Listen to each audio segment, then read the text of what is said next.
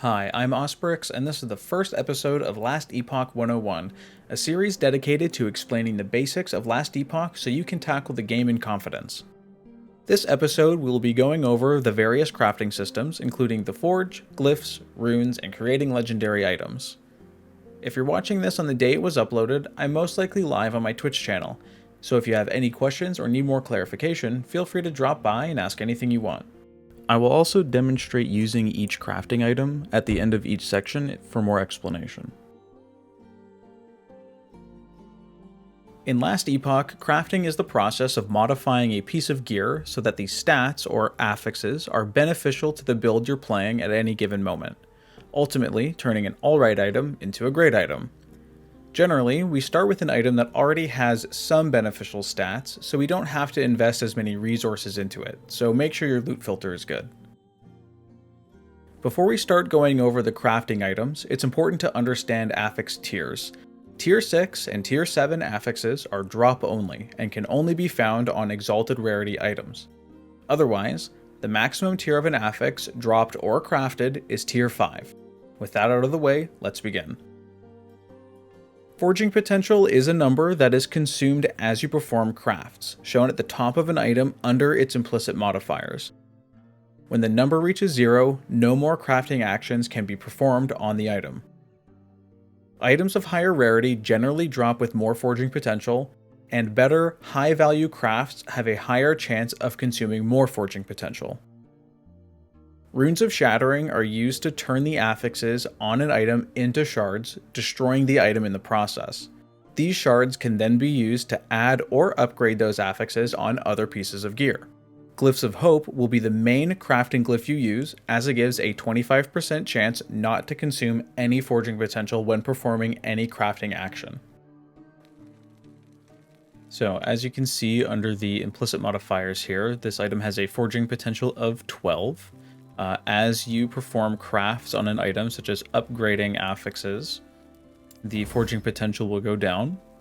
It'll cost a certain amount of forging potential, and as tiers of affixes go up, upgrading them costs more and more forging potential, like so.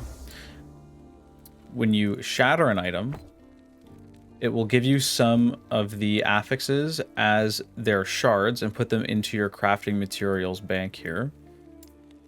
For instance, we can get this melee attack speed modifier here.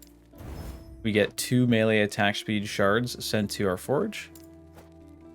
Then we can take another item and craft that increased melee attack speed. We can search attack speed here.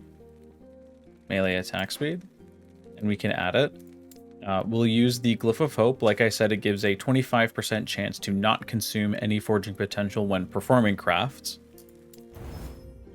Do it a couple times here. Increase this one here. The Glyph of Hope was failing there, so we can try it again on another item. We can add a different one here that we have. That was a critical. Not the same. There we go. Here you can see that the Glyph of Hope preserved the forging potential on that craft. Glyph of Chaos randomly changes and upgrades the tier of an affix, turning it into any affix that can go into that slot on that item. So you only have a few attempts to hit something good before you can't roll it anymore. Glyphs of Order prevent the rolling of an affix within its range when upgrading. What this means is that if an affix is at its max roll of its current tier, upgrading it with this glyph will ensure that it's still at the max roll on the next tier. Rune of Removal does pretty much what it says. It removes a random affix from the item. Rune of Discovery adds an affix to every empty slot for no cost of forging potential. It also has a higher chance of rolling rarer affixes when using it. So we'll start with the Glyph of Order here. As you can see on this item, the mana prefix is a maximum. It's its maximum roll of 17 mana out of from 11 to 17 is the range. If we upgrade the mana and use the Glyph of Order, it will keep the maximum roll. So it won't ever lower or raise above the percentile in the range that it's currently at. So 17 being 100% of the range, it will keep the 100% roll and upgrade it to 25 increased mana on tier 3. So we click that, and you can see here that it retains its maximum roll of 25 on the next tier. We can do it again to show you that it persists all the way up. It did go down a little bit, so internally it might not be registered as 100%, it might be 98 or 99%. So when you get to the higher tiers that have larger ranges, there is a potential of a maximum roll going down 1 point. If we use a Glyph of Chaos when upgrading an affix, it will instead change the affix into another that is applicable for that slot. So in this instance, a prefix on a glove. And then it rolled to an increased throwing attack speed roll. Runes of Removal, as I said, remove one random affix at a time, so each affix has an equal chance of being removed by it. You can see here that it removed this suffix. We'll remove all of them here. And then the Rune of Discovery will add random affixes into every open slot available. And that doesn't cost any forging potential, and it has a higher chance of rolling rarer affixes.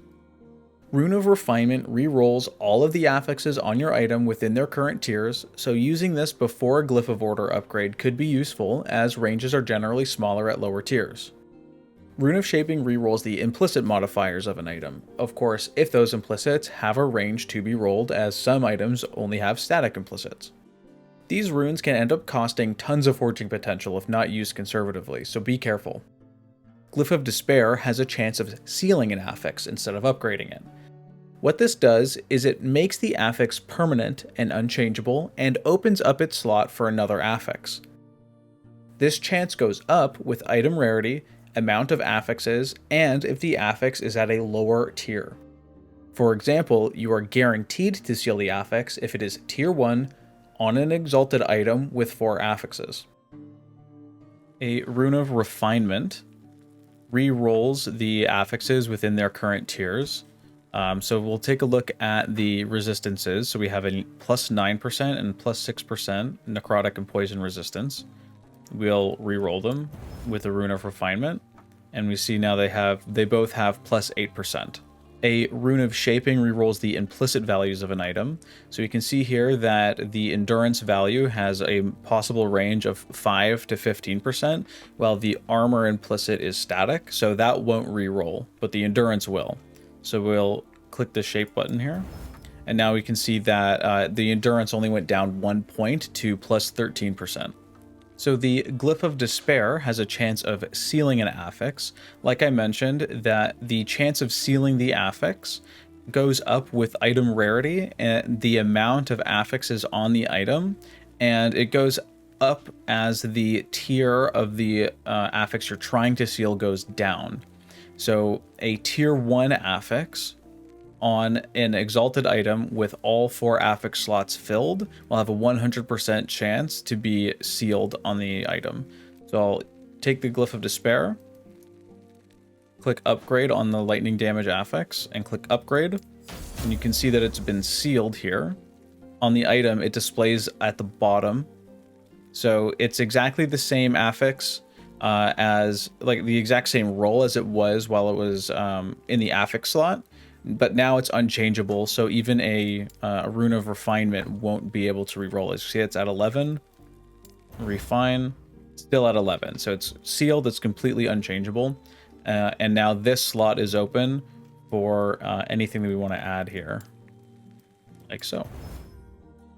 Runes of Research are from the exiled mages found in zones. Similar to Glyphs of Despair, they seal the special experimental affix on items dropped by those mages. Using a Rune of Research has a chance to drop a Glyph of Insight, used to turn a normal affix into an experimental affix.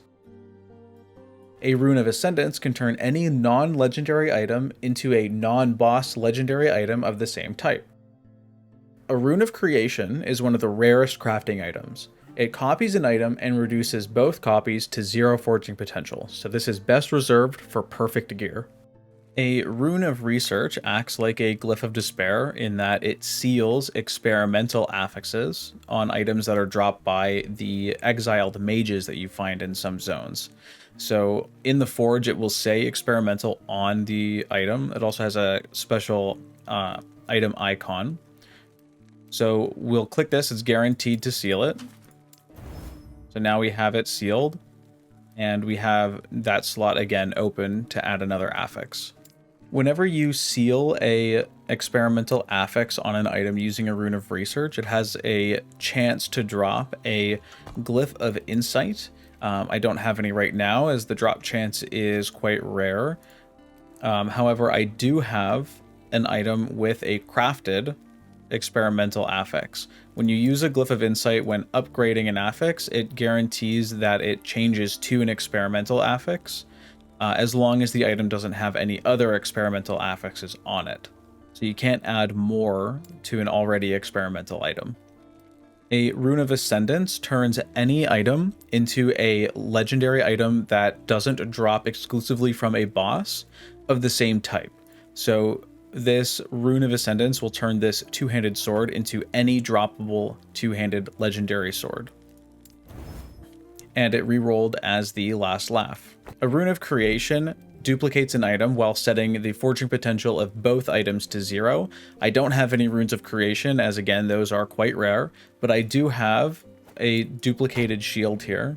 So as long as the forging potential is over 0, you can use the Rune of Creation to create a copy of it. You'll see here that both of these shields are exactly the same. Unique items are legendary items that have additional affixes, like the ones found on normal gear. A legendary item can obtain these affixes in one of two ways. Weaver's Will, found only on specific legendary items, will add or upgrade an additional affix as you kill monsters. It will perform one upgrade for a cost of 1 Weaver's Will, eventually reducing it to 0, completing the item. Items that drop with more Weaver's Will naturally have more opportunity to upgrade the affixes. Affixes applied and upgraded by Weaver's Will can go all the way up to tier 7, like the drop-only affixes found on exalted items. Legendary Potential has a chance to drop on all non-set, non-Weaver's Will legendary items, and can roll at a value of 1 to 4. To turn a legendary item with Legendary Potential into a unique item, you must have an exalted item of the same type with all 4 affix slots filled. You then run the Temporal Sanctum dungeon and insert both the legendary item and the exalted item. Then you shift timelines and retrieve your new unique. This process consumes a number of random affixes equal to the legendary potential of the legendary item, adding them to the legendary item, turning it into a unique item. So a 1 LP item will take 1 random affix of the 4 available, and a 4 LP item will take all 4 affixes. This is generally used to make very strong leveling items for new characters, as rarer, build-defining legendary items have a lower chance of dropping with high LP values. So the chance of fusing the affixes you really want is much lower on rarer legendaries. That covers all the basics of crafting in Last Epoch. Subscribe for more, as in the next episode we'll be going over the intricacies of damage scaling. Again, you can join me on Twitch every Sunday and Wednesday and ask me directly any questions about Last Epoch you may still have.